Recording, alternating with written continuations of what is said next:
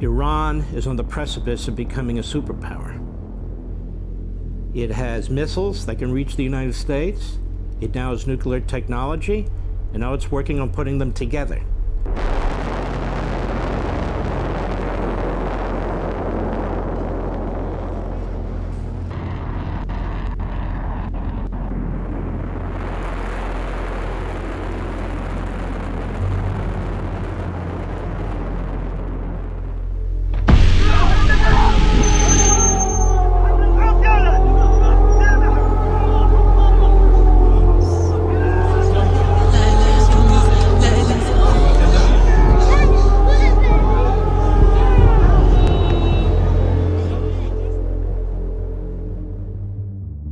What truly makes a nation a superpower?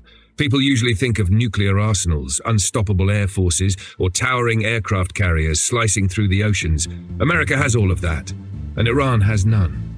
Yet, what if I told you Iran has just revealed a superpower that not even the United States can claim? Something no other country on Earth possesses. A single, invisible threat powerful enough to shift the balance of global power and turn Iran into an undefeatable superpower. So what is this secret? To uncover it, we need to dive into recent events and into Iran's long-burning ambition to reshape its military, its reach, and its influence into something that sends a chill through US and Israeli officials. Prepare yourself, because what you're about to hear isn't found in headlines, and you won't find this truth anywhere else. But remember, we're still on YouTube, and that means we have limits.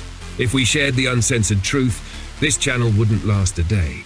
So if you want the real story, the raw, unfiltered facts that YouTube won't let us show, head over to our Telegram channel. That's where we cover everything they try to hide. The link's in the description below. I'll see you there. Did you see the destruction of those 12 days in the Iran-Israel war? That's what everyone was talking about. The firestorms, the headlines, the chaos. And sure, hundreds of Iranian missiles breaking through 7 Western defense shields was an astonishing achievement on its own.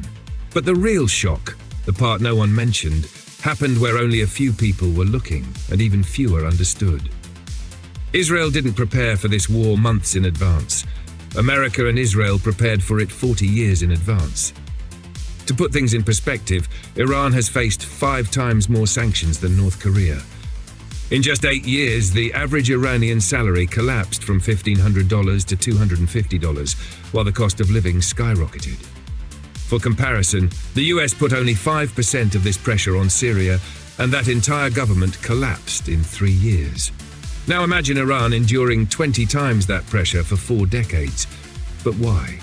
Because in the event of war, Iran was supposed to collapse from the inside, its own people rising against the state.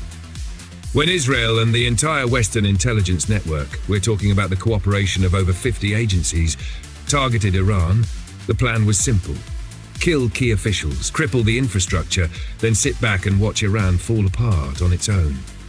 They used half this effort to win the Cold War and collapse the Soviet Union. So in their minds, Iran would be easy, but Iran was not the Soviet Union. It wasn't Syria. It wasn't any other country. Iran endured all this pressure for one reason: solidarity with Palestine. Iran could have become the world's 4th largest economy with a higher standard of living than Japan or Germany. But it refused to trade its honor for comfort. Many Persian Gulf states chose comfort. Iran didn't. And that's what America and Israel never understood. Their decapitation strike backfired. Instead of separating the Iranian people from their government and triggering regime change, it united them against Israel and the West. To understand how insane that is, try the same trick on the United States, and the entire system would collapse in 48 hours. Every empire in history has attacked Iran, and yet Iran is still standing.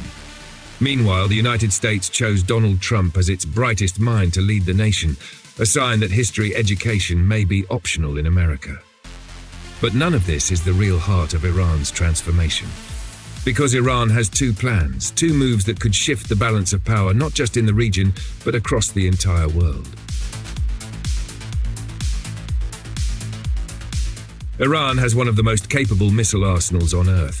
Fast, precise, cheap, and produced at a scale that terrifies its enemies. Iran can manufacture over 300 missiles every month. You know Iranian missiles and drones are effective when even Russia, a nuclear superpower, wants them. But Iran's greatest weakness has always been its air force. Most Iranian fighter jets are relics from the Vietnam War era, the F-4 Phantom, the F-5 Tiger. Even Iran's modern jets, the F-14 Tomcat and the MiG-29, are nearly 5 decades old. To understand how outdated this is, consider your smartphone has 300 times the processing power of an F-14's computer. Now compare that to the Israeli F-35, essentially a flying supercomputer. And yet, something unbelievable happened. Despite their outdated jets, Iranian pilots went head-to-head with the Israeli Air Force and prevented Israel from scoring even a single aerial kill. In fact, an Iranian F-14 reportedly managed to shoot down an Israeli F-16. To disrupt Israel's bombing campaign, Iranian pilots used F-14s and MiG-29s to hard lock onto Israeli jets, forcing them into defensive mode. One of the most significant aerial battles of the decade. Iran's air force was massively outmatched, but its pilots proved they were nothing short of brilliant. And here's where things get interesting. Those same pilots are now in Russia and China, training to operate next-generation fighters, the Su-35 and the J-10C, jets that have repeatedly shown they can outperform their Western rivals. Iran is set to receive 60 Su-35s, 48 J-10Cs, and even AWACS aircraft, a game-changing upgrade that, combined with Russian S-400s and China's HQ-9 systems, could completely overturn the regional air power balance. And Iran isn't stopping.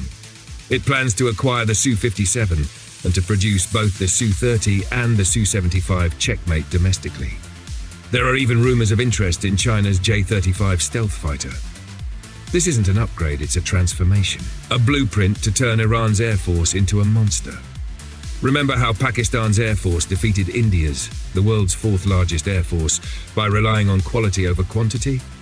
Iran is following the same principle. And Iran and Pakistan now share something else. Both will operate J-10Cs and possibly J-35s. That opens the door for joint training, shared tactics, and even backup airfields and supply lines during wartime. How important is that? Look at what Israel had to do. Its fighter jets fled to Greece and Cyprus to avoid being destroyed on the ground by Iranian missiles. Iran and Pakistan could now create a similar strategic escape route, a hidden layer of defense that Israel cannot strike. But all of this, even 300 brand new fighter jets, isn't the most important part, because Iran is aiming for something far more devastating to Israel than air superiority. Iran is aiming at the heart of the West, its economy. Why do people move to Israel? Because Israelis enjoy a higher quality of life than even Americans. And the irony is that the United States sends hundreds of billions of dollars in aid to Israel to keep that lifestyle alive. If you look at the last decade, the amount of US aid given to Israel could have paid for free healthcare for every American. So when someone in America says Iran is the enemy, it almost sounds laughable. It's simple. No one wants to live somewhere with poor quality of life, and Iran has openly stated it will do whatever it takes to make life in Israel unbearable. First, there's the threat of blowing up the Azerbaijan-Israel gas pipeline. If Iran ever decided to strike it, the economic impact on Israel would be catastrophic. But the real turning point was Iran's capture of a Singaporean cargo ship. Why Singapore? Even though Singapore condemns Israeli actions diplomatically, it still trades with Israel. And Iran made its message crystal clear. Any ship that goes to Israel will be seized in the Persian Gulf. Iran isn't aiming at Israel's military, it's aiming at Israel's money, comfort, and economy. One Iranian general said it bluntly, the best defense is attack. You'd never hear such confidence from the previous generation of commanders, many of whom were assassinated by Israel.